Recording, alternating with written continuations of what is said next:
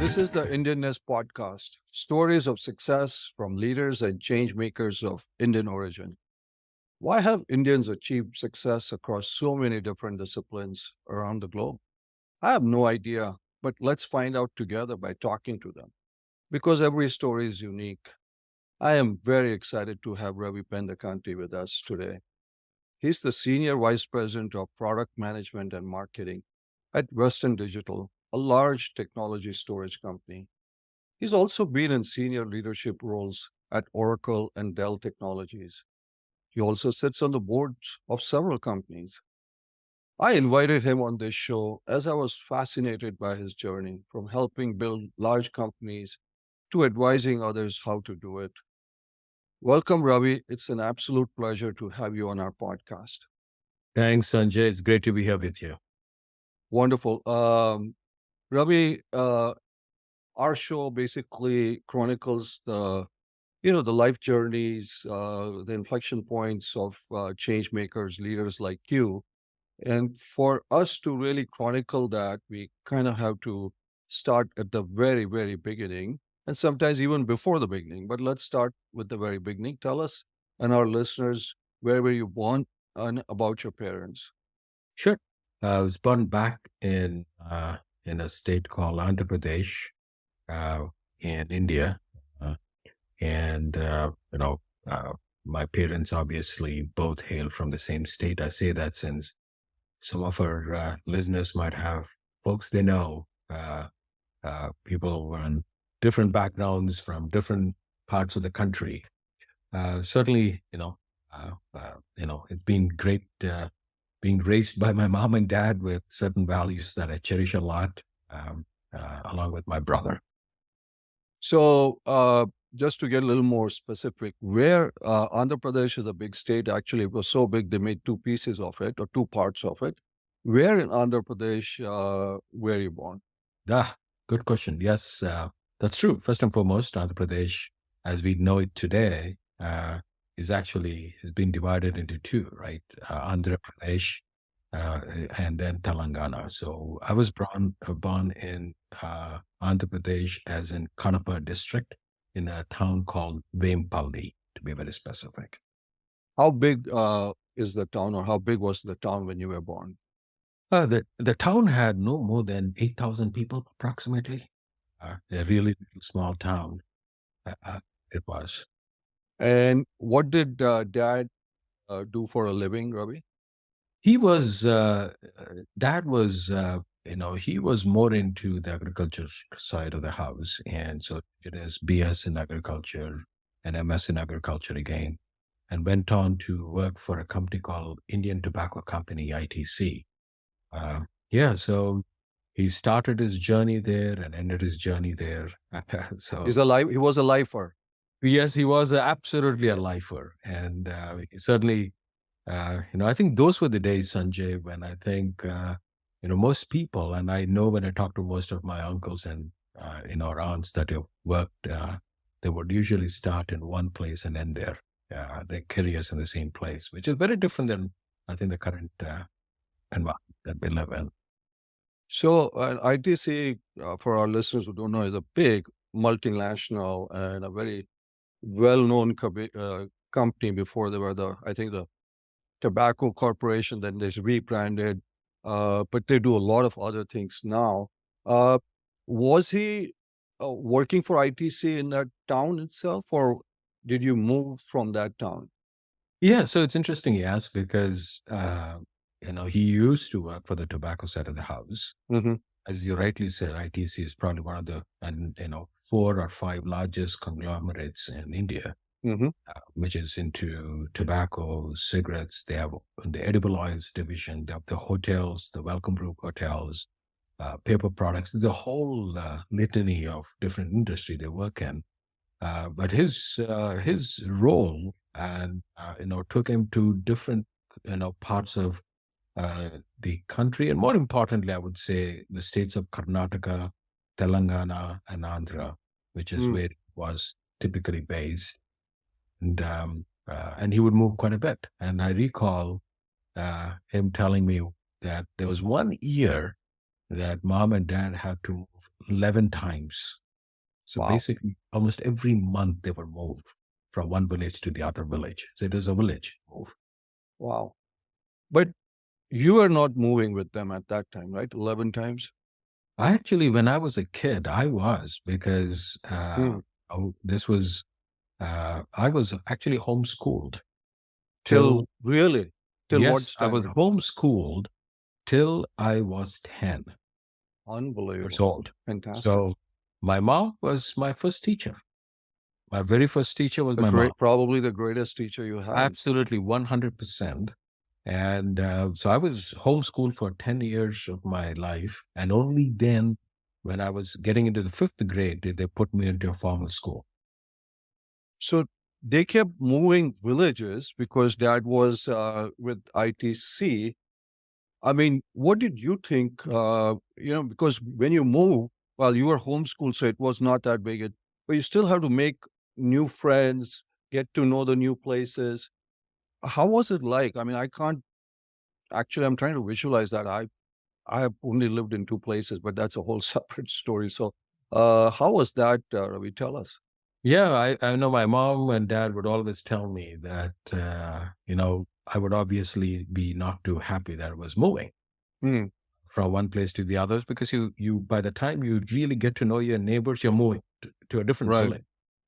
Um, and I really give kudos to my mom, who always would tell me then that, she would tell me something to the effect of, but your best friend is with you all the time. And in that case, it was my mom. She Mom. says, I'm here with you. Dad is here with you. And though my dad would actually have to go work in the mornings, come back in the evening because he was working with the farmers in the Yeah. villages. So he said, yeah, but you know what? Your best friend was with you all the time. That was our message. And I guess that also helped me and my mom develop a fantastic bond through, even to this date. Wow. So obviously, would you say that you kind of got used to change during that process? You had Yes. no choice, No so choice. to speak. I mean, there was no choice at all.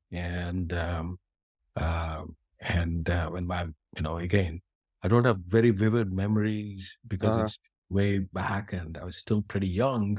Uh-huh. And, uh, and there was an incident that my mom would tell me.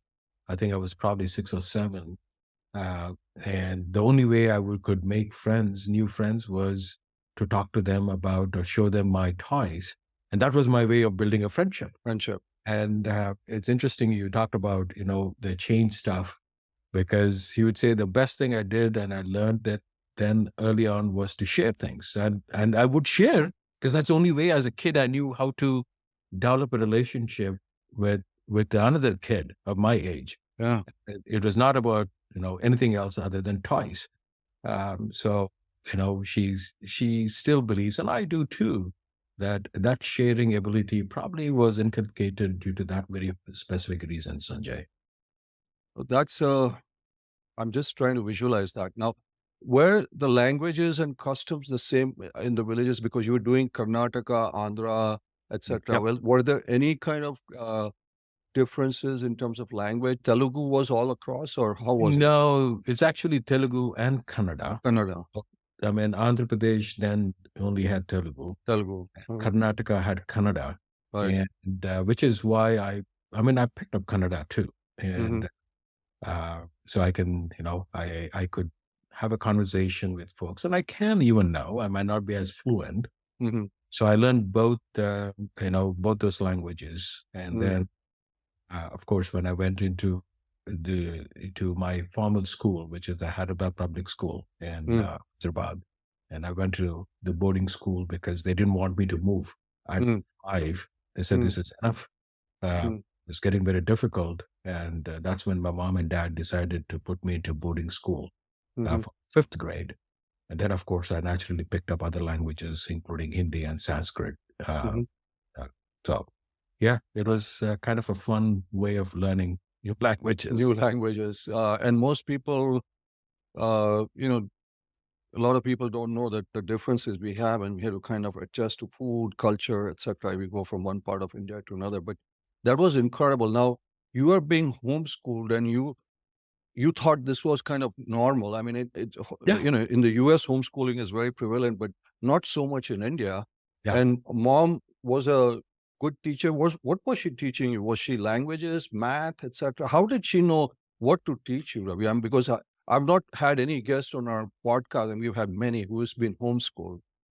So tell us Yeah. a little bit about what was it like.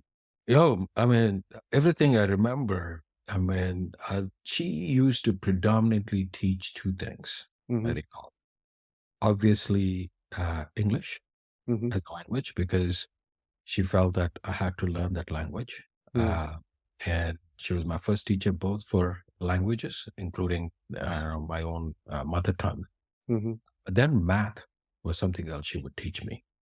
Uh, and I recall, when I talk to her these days, she didn't focus too much on sciences. And that's Mm. when she realized that it was important that, when I came to the fifth grade, that, we had to be, schooled in sciences too. But she did give me a good foundation, both in languages and mathematics. But sciences was not her Mm. forte. What was her background that she was able to teach you so well, Ravi? Tell me a little bit about her. Yeah, I mean, what is fascinating in all this, Sanjay, is she actually did not get a degree herself. A formal degree. I mean, She did not get a formal degree. she's got many degrees, but not a formal Not degree. a formal degree, absolutely right. Uh-huh. And she actually studied only till the 10th herself. She got married very Wow. Uh, but to date, I tell my wife, I tell my kids that probably the strongest lady that I know is her. of Um, course. and so she basically learned stuff because she had no other choice but to teach me. And my brother was just 2 years behind me. And Mm. even for my brother, she was the first teacher. And So he also got homeschooled for a period of time? yes, he's 2 years younger to me. So till he was 8 years old. So, Yeah. wow. Wow. So, mom was a family maker, not a homemaker. I call it a family That maker. is actually, you said it very well. She was the family Mm. maker. I mean, not just a homemaker. And I think, my dad, my brother, and me, I think all three of us owe her a ton of gratitude for, she was the rock of the family. Yeah. Wow. Um, Now, dad was busy in his work all the time, going from village to village. How was your relationship with him? My dad, I mean, interestingly, he would come back late in the nights. He would Mhm. drive, to different villages. And as you probably know, uh, there are farms all around the villages those Yep. days. And it was not like they had great roads.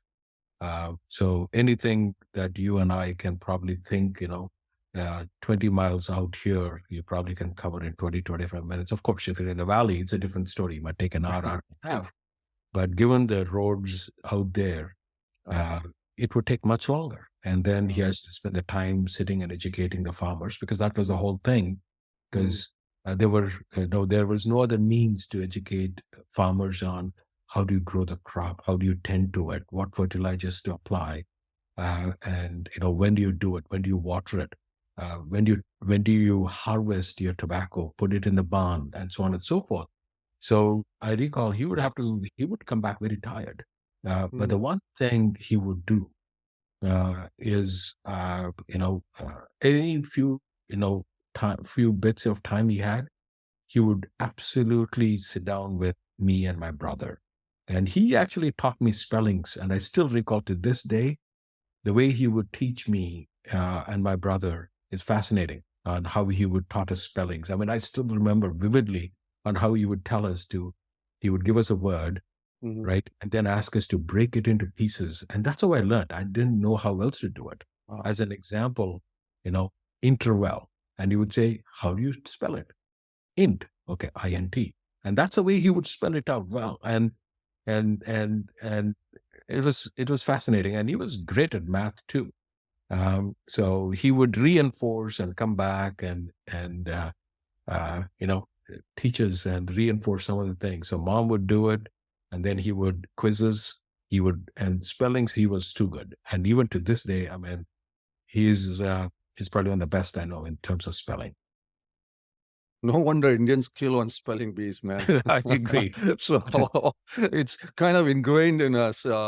But one question I had, I was thinking, mom did not get a formal degree, but she was teaching you Yeah. English. Yeah. And she was thinking further down because she thought that's going to be important. How was she Yes. doing that, though?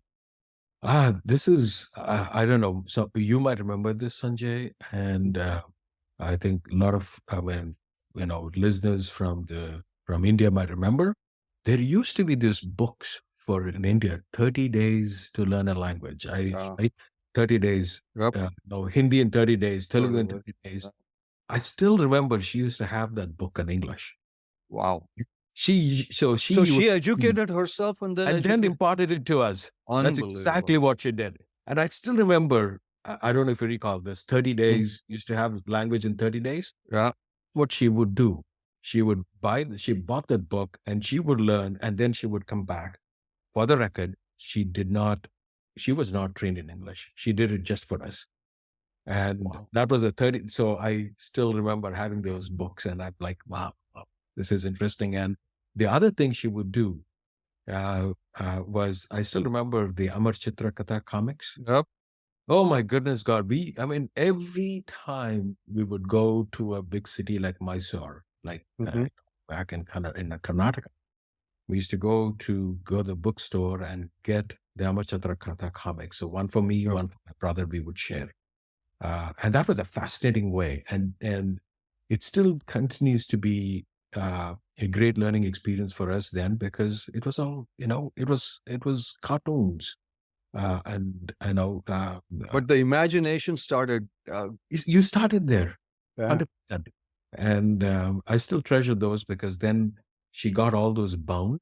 I still probably have about 7 of them, with about 20 of them still bound and back home in Hyderabad. Um, Wow. I have to say this. I mean, we do this a lot, but your mom's an amazing lady. I have to say yeah, that she because, is. I you know, She uh, is. she didn't have a Stanford education, but she Not at all. produced, just look what she did. But and she also knew her limitations. Yes. That's where, when at the fifth grade, she says, I don't think I can take him Yeah. very far because it's very hard to know your limitations sometimes. Yes. And Absolutely. amazing. So, Absolutely. so she said, now you need to go to a proper school. And you went to this HPS Hyderabad public school. Is that what was decided? And how was Yes. that experience for you? Just because homeschooling to going out there and obviously use the bribe of toys to kind of get Yeah. into it. But how was that experience? Tell our listeners about that. Yeah. I mean, it was, and that was boarding school, Sanjay. Yeah. Uh, and And that can be tough, man. it was very tough. And then, but I do know, and she prepped me well in advance, both mom and dad, and said, you're going to be on your own, and Mm.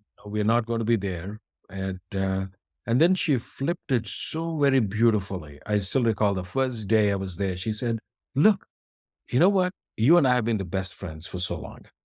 But the beauty of what you're going to do now is you will now have a chance to build up more best friends.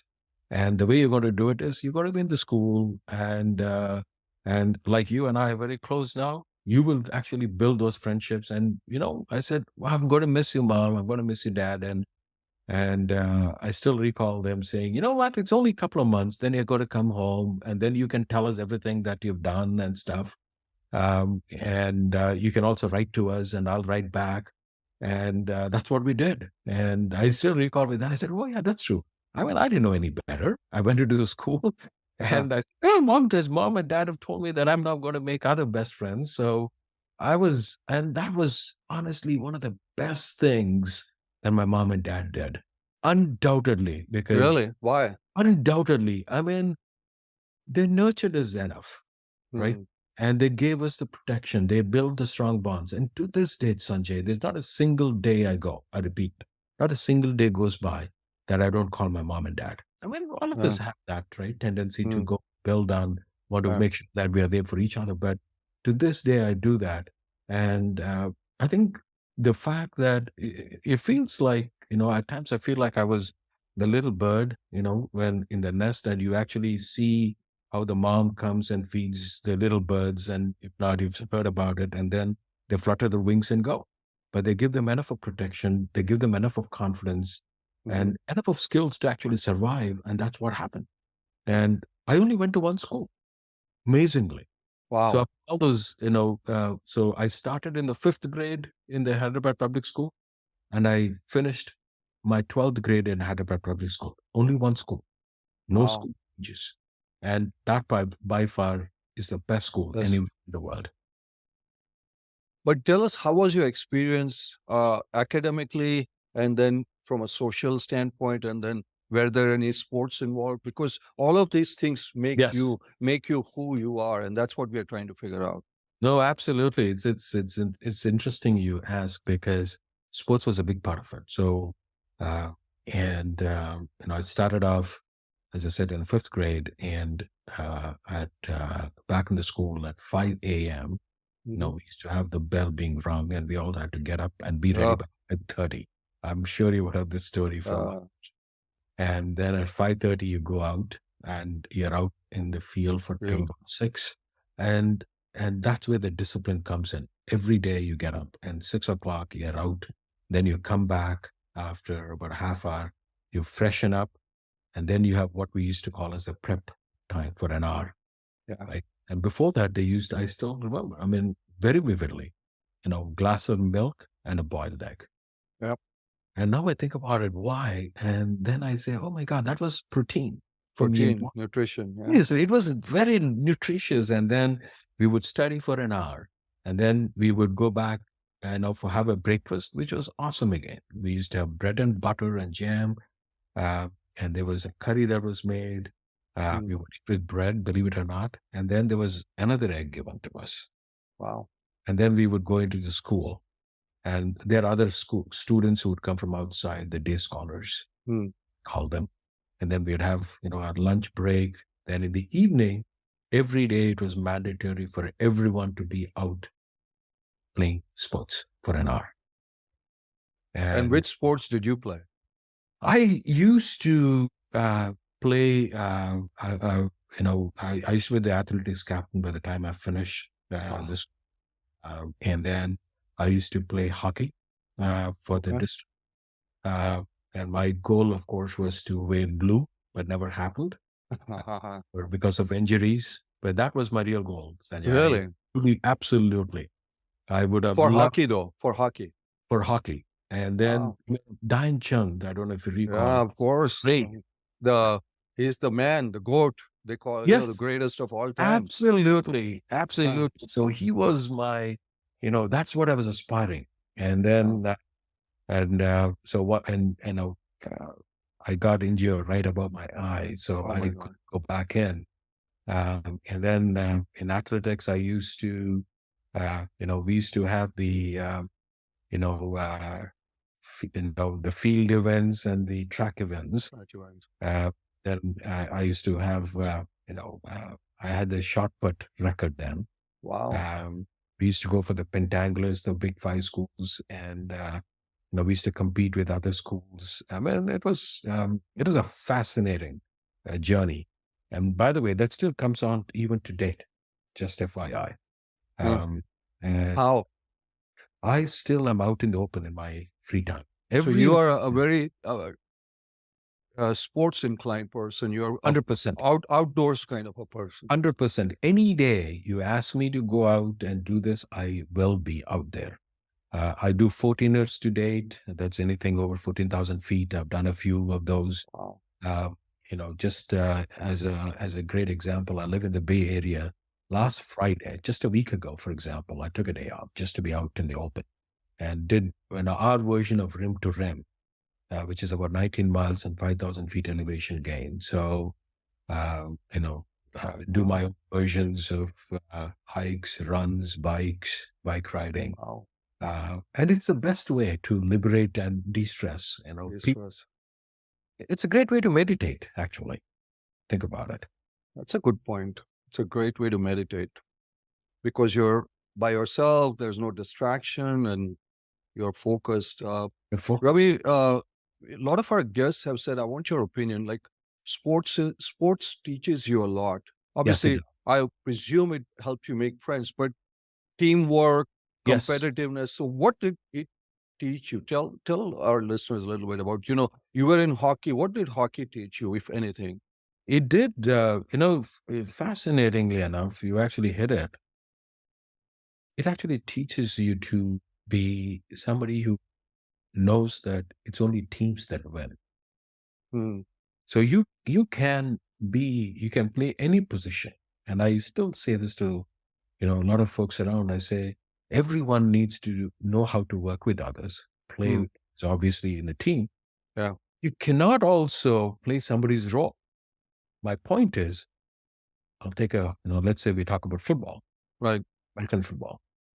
You need to have one great quarterback.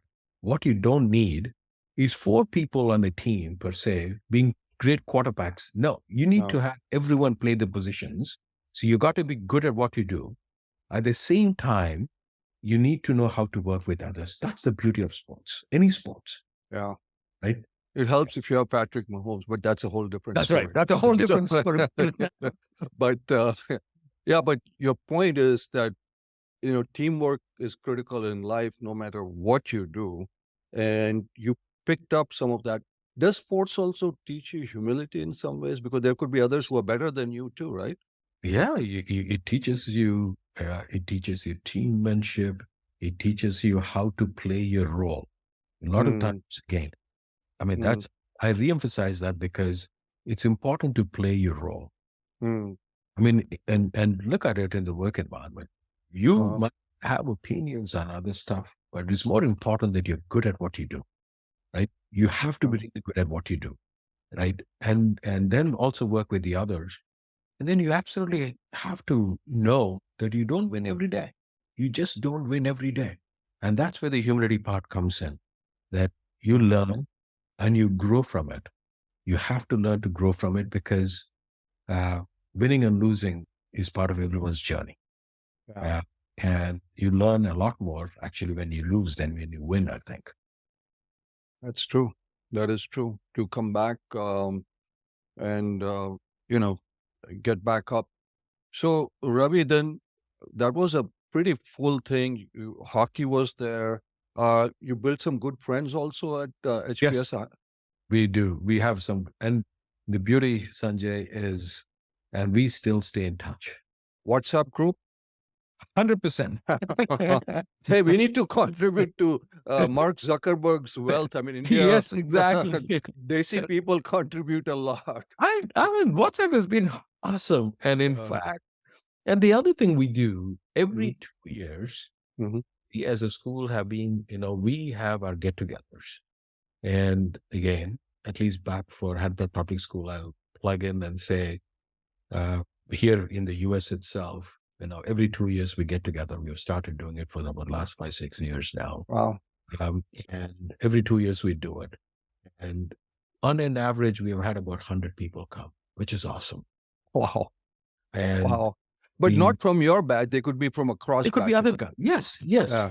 Because people have, their conflicts, their Right. work, Right. Right. may be their other personal commitments. But the fact of the matter is, at least from my own class, about 7 or 8 of us meet. Uh, Really. yes, we do. I mean, face to face. WhatsApp is awesome. Don't get me wrong, and Yeah. we thrive on it because we keep each other updated. Yes. But at the same time, nothing still beats a It's face to face to face. face. That I agree. That I agree. So you built some very good friendships. How was the academics at HPS, Ravi? I mean, academics at HBS. I mean, I still think it is one of the best schools Really? anywhere on the planet. I Mm. mean, think about the kind of people HPS has created for the world. I mean, I still think, again, You for there's one. no, but there are people who have done really great things in the world. And again, For example. this is a very selfish plug for HPS. And I'm Okay. proud of folks who have come from HPS. I mean, if you look at Satya Nadella, he's a Oh, he's from HPS HPS. guy, of course. Oh, I didn't know that. Look at Wow. Shantanu. He is from HBS. Shantanu is also from Of HPS? course. So I take pride. No. I could go down the list. Ajay Banga, he's from HPS. So No way. Ajay is also of from? course, he is HPS, right? If you look at Venkatapati Raju, who was one of Really? the best cricketers, Yeah. he's HPS. My point is, Ah, if you look at wow. the I didn't know that. Chief Minister of Andhra Pradesh, he's from HPS, right? If you look So it's at a pretty prestigious school, though. it is. Tough to get into. Yes, it was very tough because he had an entrance exam to write. So And you had to write an entrance yes. and you got in and all that other stuff, obviously. Yeah. So and the joke within some of us is it's much, IITians, people talk about IITians as Of course. IITians is easier, but the real thing is being HBS. HPS. Again, I'm as I said, I have to have a You're little a bit. proud HPS. And that's Absolutely. good. And Hey, those are the best memories and those are the foundations. But they focus on a well-rounded person, not just exactly. hardcore studies. It's sports, it's all those things, which is very good. Good to know. Yeah, it is. Yeah. It is the most well-rounded education you can get. Wow. And it's a fantastic set of schooling, and it's, again, I do think when we think about doing well in life, it's just not being great at your studies. It's not just being great at sports. There's so many other things. There are interpersonal skills that you've got to build. What good is an IQ, having good IQ when you don't have good EQ, for example? You think that's very important? Absolutely, 100%. I absolutely believe it's important that you just, focus on, just one element of it. It's not good enough. You have to go, because life is a sinusoidal wave, Sanjay. There are ups, there are downs. And I think each and every one of us has experienced it at some point in time. Right? The highs are never going to be highs. The lows are never going to be lows. But how you manage between your highs and lows and how you work through it, I think is very crucial. That's an excellent point. An excellent point. So, Ravi, let's say you were in the 12th grade, things are coming to an head. What was going through your mind in terms of where to go next and where did you go from there? Yeah, this is where, like most parents, I think my parents had given me options too. And their options, they said, is, son, we'll give you a couple of options. And you can either be an electrical engineer, or a mechanical engineer, or you can become a doctor. Honestly, those are the three options. Like everyone else, it's engineering or doctors. And of course, in engineering, they give me two options. I didn't know any better. And I didn't know of the existence of so many other, fields that I think I learned of later. But I just chose to be an engineer only because I was not too good at Being a doctor. So I knew, so that's essentially the only thing I did, and I didn't know anything else any better. So that's what I did. I said, okay, that's how I chose engineering. Ravi, on our show, if you listen, you'll know that I talk about in India, we have a two profession and a two grade rule. That's right. Doctor and engineer and an A and an A plus. Those are the only options 100%, that exist. Sanjay. 100%. And that is so true. And that's what I know I was chuckling when I answered your question, because I think that's what most of us knew. And it was all, it's like, okay, you can do either of them. And there was nothing else. Yeah. And so you picked engineering. So where did you go and what happened? Tell us. So I went into the Kakati Institute of Technology and Science in Warangal, Kids Engineering College, as we called it. And I chose to do electrical. And it's also fascinating. I had a choice. I recall that was, again, as you know, most of the time it's all, entrance exams. And then you get called in and then you pick, school and what faculty and stuff you want to join, or, what line. I still remember very vividly, I was actually had an option between electronics and electronics and instrumentation and mechanical. And I was leaning in on mechanical. I didn't know much about electronics those days. And so my dad was with me. So there's this one other, I would say, gentleman was there with his kid. Hmm. And so I was trying to make this guy, I know, I said, I don't know, maybe I should take mechanical engineering. So my dad then said, well, why don't we ask the gentleman? They were in the line. Hmm. And so, so we asked the gentleman, what should we take? So he asked me one very simple question. He said, do you want to work in air conditioned rooms or do you want to work in the boiler room? My answer in flip of a second was, I want to be in air conditioned room. He said, take electronics. That's how I joined electronics because that was the Inflection point in your life. that was the inflection point in my life. Yeah. Otherwise, I would have been probably a mechanical engineer by now. But that was a perfect inflection point in a matter of a second. The only question Unbelievable. he asked, he didn't ask about what I like. The only question he asked me, do you want to be working in an air conditioned room or do you want to work in the, you know, in the boiler room? That was the question he asked me. Wow. Unbelievable. And people think all kinds of strategies go through all of that, but that was a great strategy that you went through. So you Yeah. picked electrical, which obviously was very fortuitous. Uh, so how was that experience going to college from HPS, going to Warangal? It was Very different, right? very different. It was very Yeah. different. And, uh, and it's, that is the other interesting thing that happened to me, Sanjay. Hmm. It was my very first day of college, Hmm. my very first day. And we were all in college. We didn't know anybody else because everybody came from different places. So we From were all all, over India? From all over India or just by and locally? large, it was Andhra Pradesh Andhra then, Pradesh, okay. right? Right. So, and there were some from other parts of India, Parts don't of get me wrong, but I would mhm, say probably 90% from from Andhra. Andhra, right? Mhm. So, from other parts of Andhra Pradesh. So, we didn't know any better. And we were all, trying to get to know each other, making some small talk. And then we were pulled into, the engineering drawing room. If you Mhm. recall, we used to have, I mean, at least, big hall where you would sit and then they would call everybody you name by name, check on the other stuff and tell you what's your roll number, so on and so forth. Yeah. We were sitting there and then they called the name of a girl who was right in the back. And there were not too many girls then, honestly. Yeah. And and all of a sudden, when they called her name out, the room was quiet because nobody knew anyone else. And this was the first day. We were all well behaved. Mhm. Uh, which is not the case, of course, if you were there. Yes. So we were all quiet, and all of a sudden, I hear trinklets bell. I said, "What?" So quiet. So I just look behind, and there is this girl in the most traditional, attire with anklets to her feet, walking by. I didn't know her name.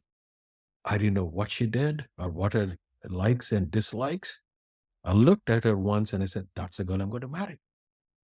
That Wow. was another inflection point in. Now, another inflection point and a scene from a Bollywood movie too, so Yeah, to it speak. seems like these days. I tell my kids this. By the way, I'm happily married to her for Of course. years now. Congratulations. Thank you. And that's the other interesting thing that it just happened on my very first day when I mean, and then Without even knowing anything about her, I had no idea. I didn't even know her name because I missed. I was just in my you're own world busy with your trying to own look world. at it. I just saw and I heard her name. I didn't. I mean, I just saw her walk by, and I said, "Wow, she's in the most. She seems to be the perfect person for me." So that's how my college career started. And as you can imagine, from that day, it's a different story that she didn't care for about me for the first 2 years. But I did care. Yeah. And that made my, 4 years of engineering just be fabulous because all I cared about was, I think I Her. had a mission in life. More than my degree, I think my mission in life is how do I get to go marry this girl? Her. So Sanjay, mine again, there was no planning. Yeah, it was totally worth those 4 years. Now, obviously, 100%. uh, impact on grades we will not discuss because you are focused on a That's mission. I had a mission, and by the way, because of that, it actually had a positive impact. Because by the time I was not too bad a student, but she was the one of the toppers, so she was either Really? one or two. So my task was not to do badly because I can't afford to do badly. So it was a motivating factor. Otherwise, I would have been a backbencher. You needed to impress somebody. So I had a mission in life as to now I can't be in there and just goof off. And actually, that's where I think I become more studious and serious in my career, in my at life. that point, At that point, and then of course, as you can imagine, by the time we finished the fourth year, she basically we talked, and she said, "You got to come and talk to my parents. I'm not talking to them." oh, And I said, "Okay." So Sanjay, I did actually go on my final week of leaving the college. I did go approach my, you know, uh, my soon future to in-laws. future in-laws and told them that, I'm so and so. And they knew about me because Mhm. I was very much into extracurricular activities. Mhm. And even from the first year of engineering, I would, represent the college and debating, elocution, quiz and stuff. So they actually had seen me when they would come for the college functions that, I would be out there taking, so they knew about me. Then I actually did go and I talked to my mother-in-law to be then and then said, so I'm so and so, and I would want to assure you that I'll be a good husband for your daughter. Like to, make sure that you know about it. And which was again a fascinating experience because how often does it happen in India in those days to The go, boy. the boy goes, and How old were you at that time, Ravi? I was, I think, so this was end of the fourth year. I must have been about, what is it, in 1920? I now have to calculate. Oh my God. So Pretty young, I was pretty young and but pretty bold to go I out had there. no choice. And that's the beauty of life. When you have no choices, When your back's to the wall, you have no other choice but to go do what you have to do. And even now, I'm like, oh my God, how did I do it? All my friends were they all knew I was going out that evening to go, for example. All my friends knew that. And they were like, boy, are you going to do it? I said, I have no choice. I have to do it. And because I knew I was also going to come to US for my master's. so at that time you had decided that Yes. Yes. you were going to go to the why did you decide that? For the simple fact that uh, at that time, unlike my way of choosing how I chose my Must electrical electronics, engineering, yeah. I was a little more smarter, a little more, not too much, but I knew that I had learned a lot of hardware stuff that way because electronics was into hardware. The one thing I knew by then is that I need to understand the software side of the house, and that's why I had to do computer science. And I knew that US was the best place. And I had committed both to my parents and my wife to be then and my in-laws that I was actually going to go stand up on my own feet and then only marry. And my mom and dad still, I recall, they were like shocked when I told them about this. They said, "Does it mean you're not going to study any further?" And I said, "No, we are going to both get our masters. After that, I'll get a job and only then marry her." And that's exactly what we did. So she got her master's in India. I came here because I needed to do computer science. And Sanjay, at least, even back those days, I never knew of a better place to get, master's in computer science in the US, and for which I'm eternally grateful. I really am. So firstly, just I'm trying to figure out the life lesson about motivation because of your now wife. Yes. Is have something that kind of is driving you, Yes. whatever it is. But then when you applied for your master's, which college did you come to for your master's, and what how did you decide on this? What was The the school. decision process? Yeah, school. Yeah. So um, those days were not when we had internet. Yeah, Yeah. So I went to the British Library. We used to have the British yeah, Library, if you recall. of So, course. and they used to have all these books on different, schools in different countries. Hmm. And then back in school, there's one thing I have to tell you. Back in Hyderabad Public School, we used to talk about space shuttles those days and rockets and launching satellites. NASA, by any chance? NASA. Yeah. And I was actually in my 11th grade Hmm.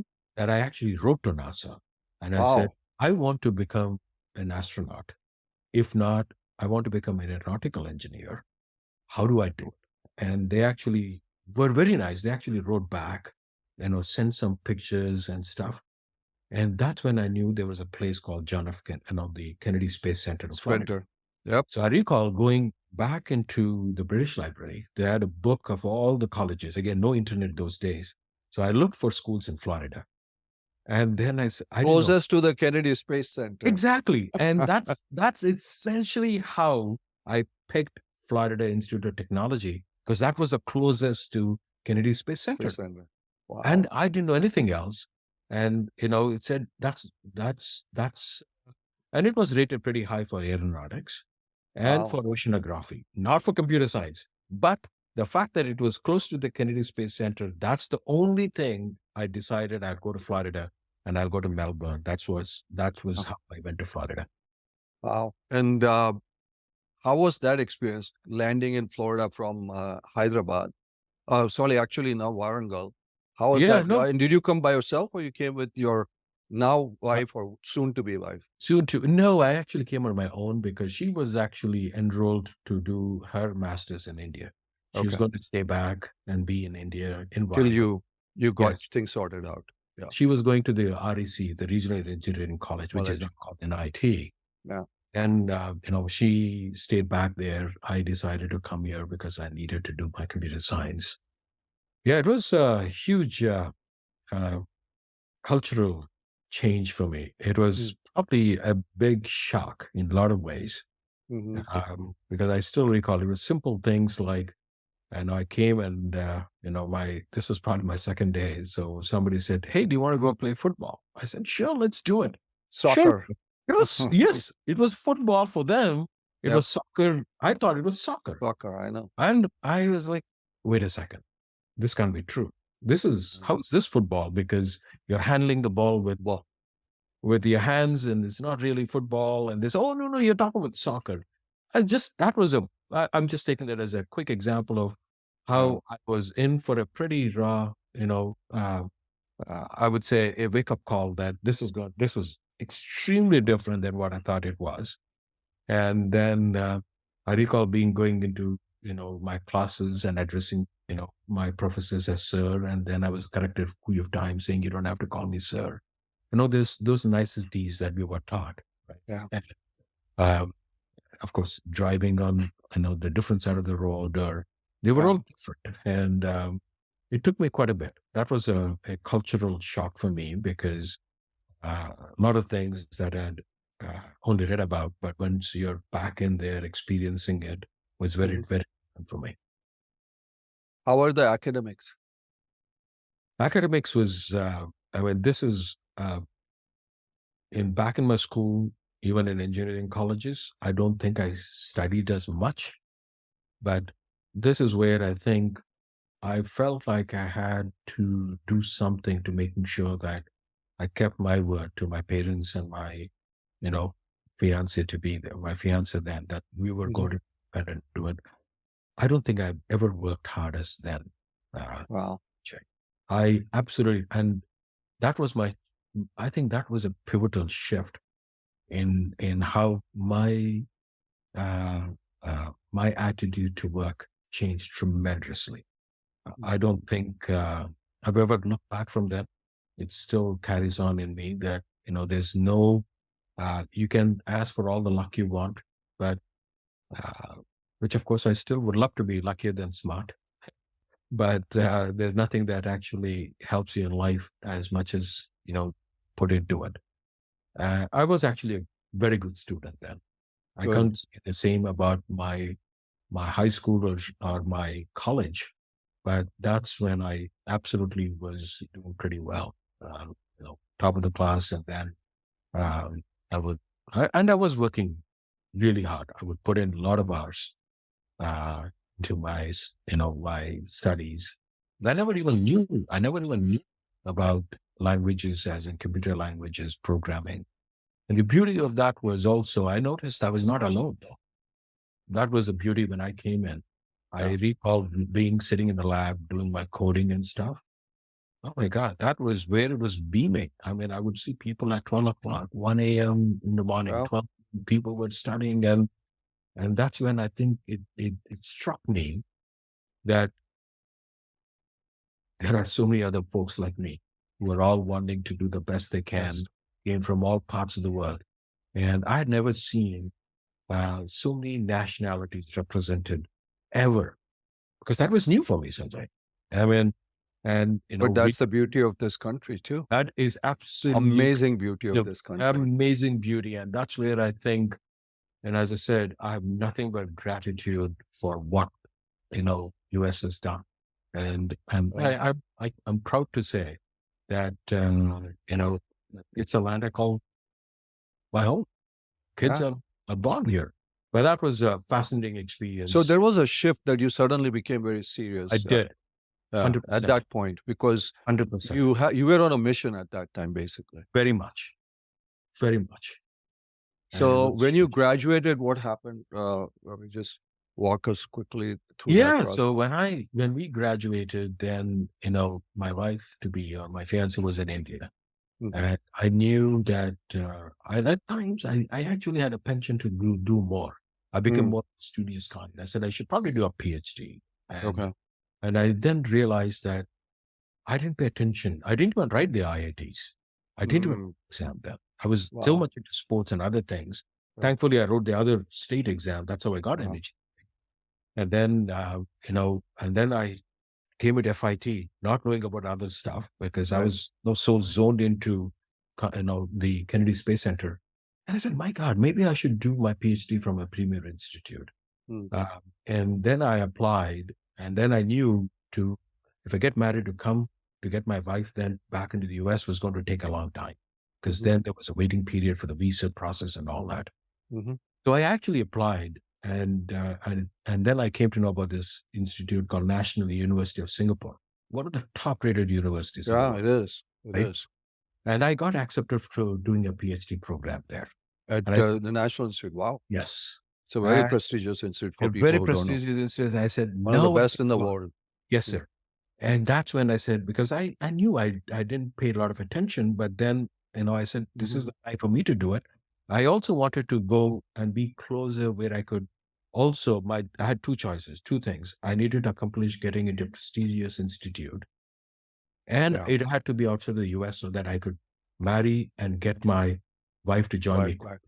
Singapore fit the bill very well. That's when I put all my focus and got my admission there. So that's how I went to So you Singapore. moved back to Singapore for your Yes, PhD? I did. Wow. I did. Wow. But I didn't get my PhD. My story doesn't end there. Okay. So but you went there though. Yes, I did. I did. I went there Uh-huh. and For a PhD in what though? PhD in electrical engineering.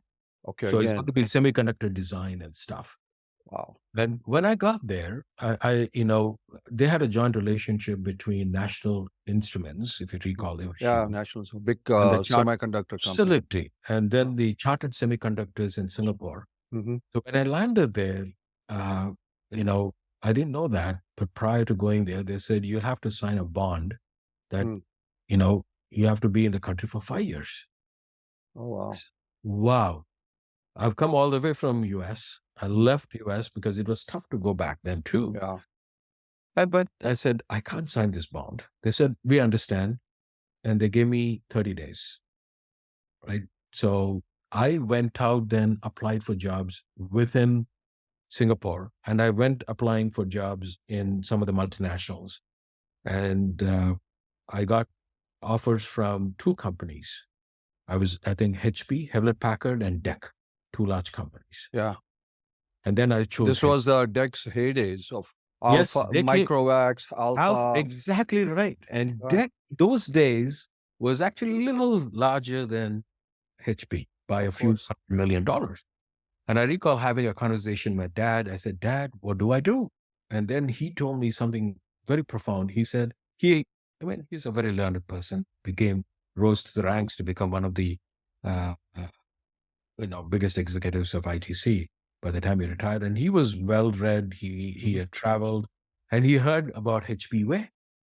And he said, "Son, I've never worked for HB, obviously, but I've read about HB Way, their open door policy, and how the Mhm. foundation inculcated that. I would recommend, or I would, that you join HB." That's how I joined HB. Oh, wow. Wow. But HP in Singapore. HB in Singapore. HB in Wow. Singapore. And Okay. that's how I joined. And then, and of course, a couple of years later, there was an opening in the US. Oh, I so you applied, and then they moved me into the US. And that's how I've been back here ever since, and to California? to California. And when you moved to California, was your wife due at that time? Yes, she was. Okay. Because, again, my whole goal was, I remember two things: getting married, and I needed to go establish myself, or In get the my US. PhD. Yeah. And then, of course, the PhD thing didn't take off for those reasons. Yeah. But I did accomplish the other part, which was I Yeah. got married to my wonderful wife, and we both Wow. together. What a journey. What a journey. And then obviously you went from HP to Dell, and now, obviously you're at Western Digital. So,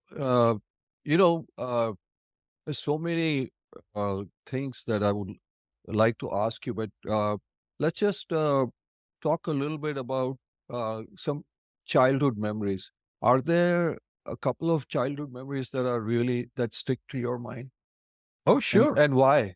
Just tell us briefly. What are your couple of big, Oh, the, more important childhood memories? absolutely. A couple of memories for me, very Hmm. vivid memories, is uh, we used to be, my dad was working, as I said, in Karnataka, and we Hmm. used to work in a place called Hunsur, a small little town. Yeah. It's very close to a forest called Nagarhole. You might have Hmm. heard of Nagarhole, Bandipur. Yep. Extremely beautiful Near forest. Mysore, right? Mysore. Yeah, I know Mysore pretty well. Yeah. So then, yeah, you and Okay. I should catch up offline. Yeah. Place, that's where I spent a lot of years. Mm. So Hunsur is south of Mysore. It's a small Hmm. little town. Yeah. And Nagarhole was just about 40 kilometers. Yep. So 30 kilometers we would drive. And every few weeks to a month, he would take us into the forest. And they were Wow. the days when we would take the elephant rides into the forest. I tell you, Sanjay, there is nothing more breathtaking in the world. I repeat, there's nothing more breathtaking in the world than being out with Mother Nature and spending your time there, and just looking at what it has to offer. To that point, I was so much in love with that place, even now. And recently, of course, about a few years ago, I took my whole family there too. And Wow. my kids loved it. I mean, they were astounded by the beauty of what Mother Nature is. Mother Nature. I mean, and you go in, you've got elephants, you've got deer, you've got bisons, I mean, tigers. I mean, it's just beautiful. And that vivid memory, I still recall we were in the forest guest house. We got up in the morning, Hmm. and we're not kidding. In the morning, we get up at 6 o'clock or 5:30. Hmm. Thousands of deer right around the whole forest guest house. Fog. Hmm. That, and then you had the mahout who would come with his elephant through the Hmm. fog, walking through. It's so etched in my memory that to this day, I just feel enthralled, which is what I think still now. I said, I love hiking. I love going outdoors. That's the best way for me to de stress. Maybe there's some connection there. Yeah. Interesting. My family and I are going to go to Patagonia in a couple of weeks. And we just, Amazing. I just love anything to do with Mother Nature. Mother Nature.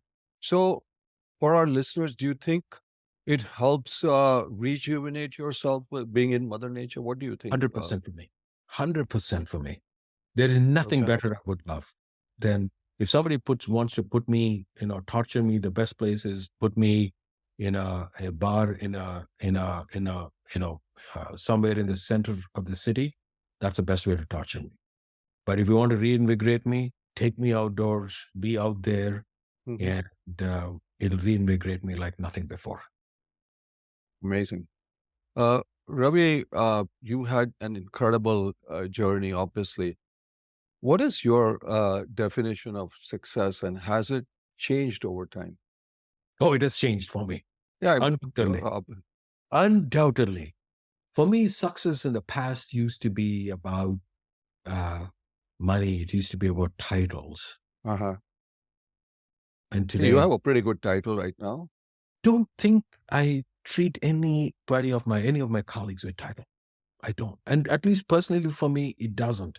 Hmm. It's excite me as much as it's finding that peace and inner peace and balance. Uh-huh. Sanjay, I definitely didn't have that notion Before. before. I absolutely did not. And today, just being peaceful and happy is probably the most important thing. And I tell everyone around, my colleagues at work, my family, that if I can sleep with a clear conscience, that's most important for me.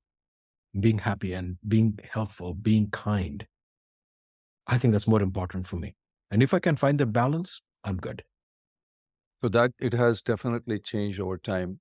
Uh, Ravi, a lot of our guests talk about the role of mentors in their life. Mentors come in all shapes, sizes, parents. I mean, I can talk about at least two big ones in your life. Do you think mentors are important for our audience to know? Mentors are important. The reason is they teach you something that the books don't teach you. Hmm. Books can teach you a lot. Don't get me wrong. You learn a lot. Hmm. But when you actually learn from people's experiences, Hmm. I think the learning is much deeper. And you want to be able to ask and get things out, right? What if we did this? Who do you speak to? Who do you talk to? That for me is a mentor. Your manager, too, you can't have a candid conversation a lot of times, I feel, Hmm. right? But with a mentor, you can ask things that are very difficult for you to bring up in a typical environment. And that's where I use my mentors. Um, Ravi, you still are so young and achieved so much. Where do you see, and I know it's very hard to predict in this uncertain world of ours, but where do you see your journey going from here, Ravi? My journey Or from where here, would you like your journey to go? How about yeah, that? I mean, first of all, I don't know how successful I've been, but the one thing I do want to, um, in fact, I do that today, Sanjay. It's interesting even how things have changed even in the last 6, 7 years for me. Mhm. I used to and mentor some of the leaders in the valley, Mhm. and but the last what's maybe 3, 4 years or 5 years ago, or maybe it's even less. Maybe I've started mentoring kids in high Mm. school, Mm. which I think has been fascinating for me. Mm. And so my point is, if they can learn now, what I probably know now, I think they'll be better people than I ever could be. Number one. And I've done the same thing. There's something else I'm doing now. Um, Back in India, the one other thing that's not fascinated me, but it troubles me more. As a country of 1.3 to 1.4 billion people, the fact that we don't have great athletes on the international arena Yeah. continues to trouble me, that we don't do well. I think as a nation, we've become a cricketing nation. Everything is, and we are talking right now in the middle of World Cup World Cup. coming up, finals coming up in 2 days. But Yes, anyway, it will be a fun game to watch, buddy. yeah. I hope you'll be watching too. Yeah. So now I've started, looking, and then, right now I have one person that I've identified that I want to make sure that I give him all the support to see. He's an 18-year-old kid in India. Wow. Uh, to see if I can get him the right training and coaching to help one day do something that I couldn't, which is wear blue.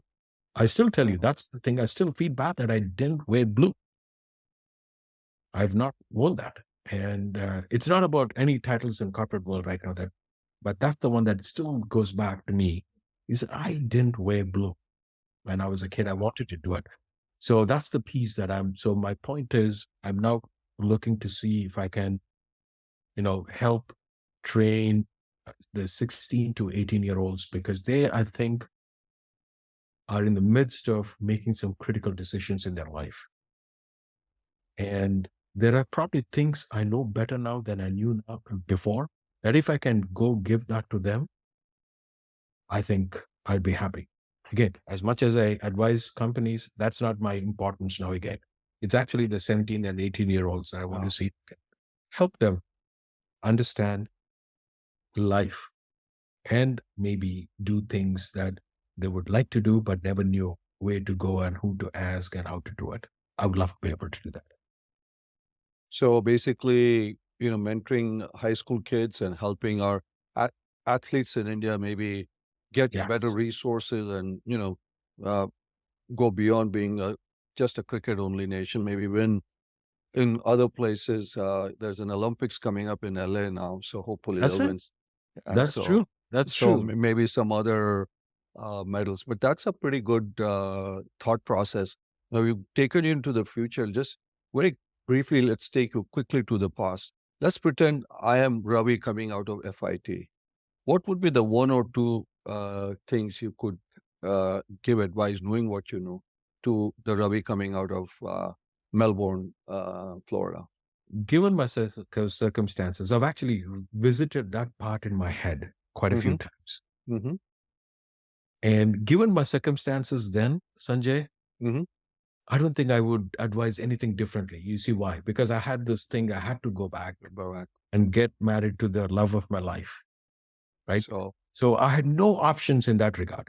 yeah, But there's one thing that is in my own family way, right? For me, that was the most important thing. The one thing though, on the flip side, remember the fascination I had with a big name university that yeah, I have and I went and pursued Singapore, yeah, Singapore. And now I would say, yeah, that is not as crucial, maybe. That was, and I've told it to my kids. I'm very proud of two kids, and you know, God bless them with happiness, peace, and everything that they want to desire to win. But nowadays, I mean, as my kids were looking into joining universities, I said, choose not the brand, but choose what you want to do wisely. Go to a good school, but don't be fascinated by yeah, just the names. And that is the one lesson I've learned is not to be fascinated by that, but yeah, definitely choose to do what you want to. Pick yeah. what your safe zone is, what you're passionate about, and do that. Well, that's great advice. Don't, people tend to focus on the MITs and Harvards, etc., which are Yes, great which are institutions. great. I don't have But if anything against but them. if you want to do that, that will be great. Uh, Ravi, towards the end of our journey, we ask basically lightning round, quick questions, very short answers if you can. Our show is called Indianness, so just give us a very brief definition, your definition of Indianness. Indianness for me is as deep as it's finding the peace and balance. And life is a journey, and you just have to find the peace and balance for yourself. Nothing beyond that. So peace and balance for Yes. Indianness. One person, not family, living could be in India or outside India, but of Indian origin that you know is a you look up to, role model, look up to, etc. I have a feeling I know the answer, but tell me. Not family. Well, Remember, not family, yes. and has to be living. Absolutely. No, I'll tell you. Only name that I would Mm. pick up. It's not two, three, four. There's no even close second for me is Kapil Dev. Wow, Yes. I 83. 83. Uh, Oh gosh. One day I'll have to talk uh, about my that's fascination. how we've got to Oh my God. discuss I that. mean, so Kapil Dev. Have you seen that movie 83? I've seen that movie. I have met Kapil Dev too. Oh, really? I mean, ask my kid, they all know who is a big role model outside my own parents, to your point. Kapil Dev. Wow. Undoubted. There's no close second. Fantastic. Fantastic. I'm going to ask you one other question, about three other quick questions, and I kind of know the answer, but one person who's been the most influential in your journey. Uh, One. I have a feeling you want to put two, but one. And it's Mom. hard. It's hard. Mom. Mom, of course, I knew the answer to that. Yeah, Yes. she's amazing. She is. Yeah, she's incredible. Is there a book or a movie that has kind of profoundly impacted you by any chance? Oh, yes. You know, if you know me by now, you Hmm. probably know um, the kind of books I would read or what I Hmm. like. Five People You Meet in Heaven. Great choice. It's a fabulous book. Yeah, great choice. And, I've not read as a greater book as that, I must say. There's no close second to. That's how, Great yeah, choice. yeah, That's a great choice. Now, last question. You heard of Nike saying "just do it," yeah. and there are other people's taglines. If Ravi had a tagline, what would that tagline be? Kind man. I completely agree with you on that. So, with that, Ravi, thank you so much for your time, but also being open and letting us into your life and into your heart. So, thanks again for doing this. Sanjay, it's been a pleasure. And I feel like, going through this, I feel like I've been talking to a good old friend. And, you took me to areas that are very dear and close to my heart. And certainly appreciate the time and the opportunity to share whatever little I could. Thank you very And much. it'll inspire everybody. So, thank you so much. Appreciate it.